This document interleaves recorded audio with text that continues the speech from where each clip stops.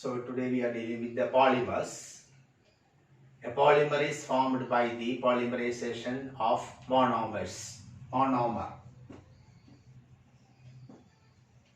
So monomer when undergo polymerization that will lead to give a polymer.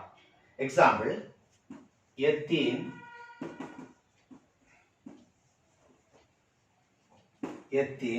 polymerizes gives polythene.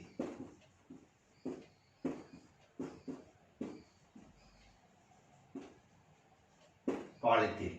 So when monomers undergoes polymerization, that gives a polymer.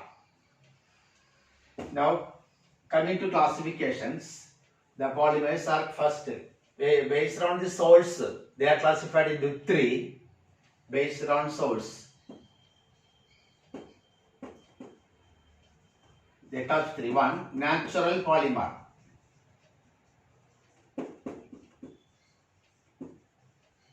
Natural polymer, then semi-synthetic,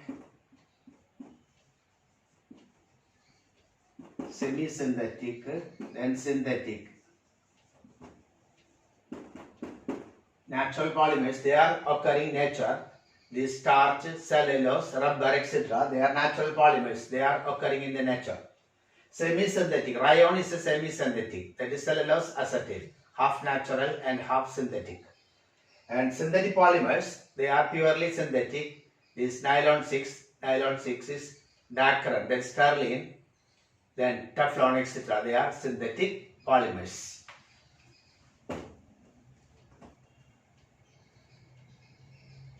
Next classification is based on the structure. Second one, based on structure.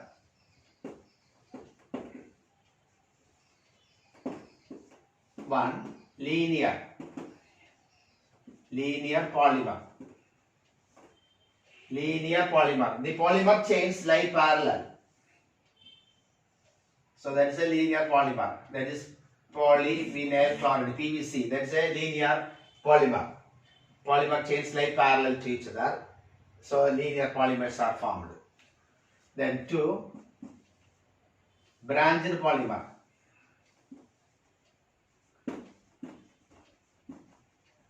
In branched polymers, the polymer chains will have some branches. That is a branched polymer. Polymer chains will have some branches. LDP, low density polythene. That's an example. LDP, low density polythene. That have some branches. Then third one is cross-linked polymer. In cross-linked polymers, the polymer chains are connected by some branches. The linear chains are connected. And that is a cross-linked polymer. This melamine, bakelite, melamine, etc. They are cross-linked polymers. The polymer chains are connected to each other. Next, based on the classification, based on mode of polymerization.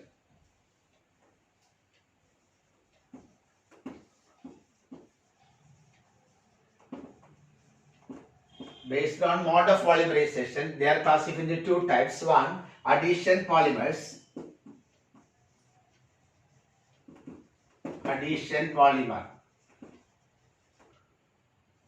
In addition polymers, the monomers are added together to form the polymer. For example, ethene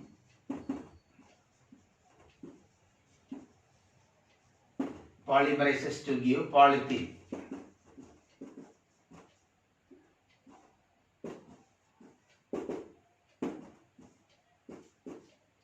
That is polythene. Another addition polymer is styrene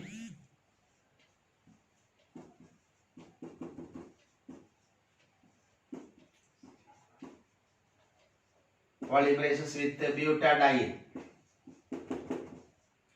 CH2 double bond CH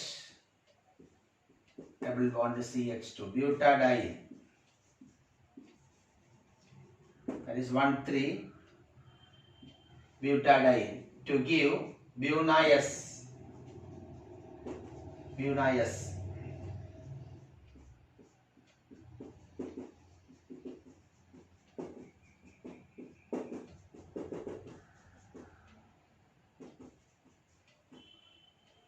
This is buna-S.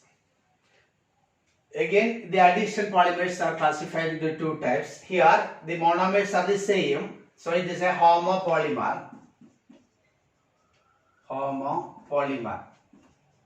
If the monomers are same, they are called homopolymer. Polyethylene is a homopolymer. Here, the monomers are different, so it is called a copolymer.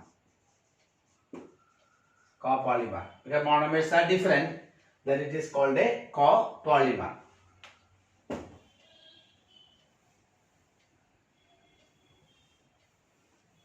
And is the addition polymers.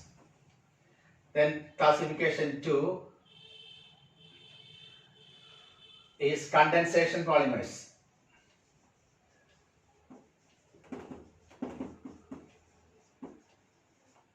Condensation polymer.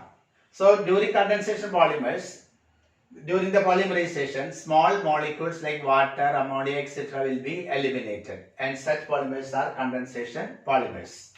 Example, nylon 6,6.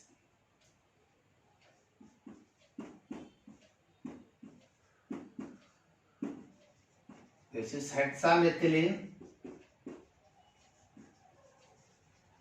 Hexamethylene diamine polymerized with adipic acid.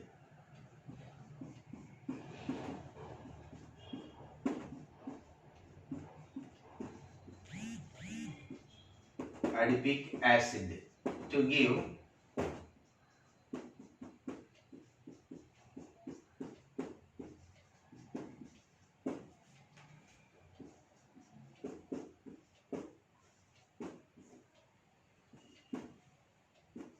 this is nylon 6,6. So here during this reaction, here this H and this OH, they eliminate water. Water molecules will be eliminated. So it is a condensation polymerization, or the product is condensation polymer. Nylon 6 is a condensation polymers. That is the classification based on the mode of polymerization, addition polymer and condensation polymers. Next classification is based on the intermolecular forces of attraction. Based on intermolecular forces of attraction. Intermolecular forces of attraction. They are classified into 4 types. Elastomer. And is elastomer. They have the elastic tendency. When you stretch it, the intermolecular forces of attraction is very weak. So when you stretch this, you can stretch this polymer, but when you release, it will regain its initial shape because the force of attraction is very weak. That is elastomer. That is a rubber. It's an example for that. Elastomer. Then fiber. In fibers, they have high tensile strength and modulus. So the intermolecular force of attraction is very strong in fibers. Nylon 6, terylene, dacron, etc. They are example for fiber. Then third is thermoplastic polymer. Thermoplastic polymer. In thermoplastic polymers, the polymers can be remolded again. On heating, it becomes soft, but on cooling, it becomes hard. You can remold it again and again. That is PVC is an example for that. Thermoplastic polymers. Then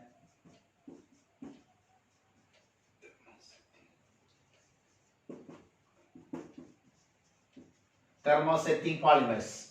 In thermosetting polymers, you can mold it only once. Remolding is not possible because on heating, the there will be cross-linking formation and it become infusible. You cannot remold it again. Example is bakelite. Bakelite, even once you can mold it, but you cannot remold it again. That is thermosetting polymers.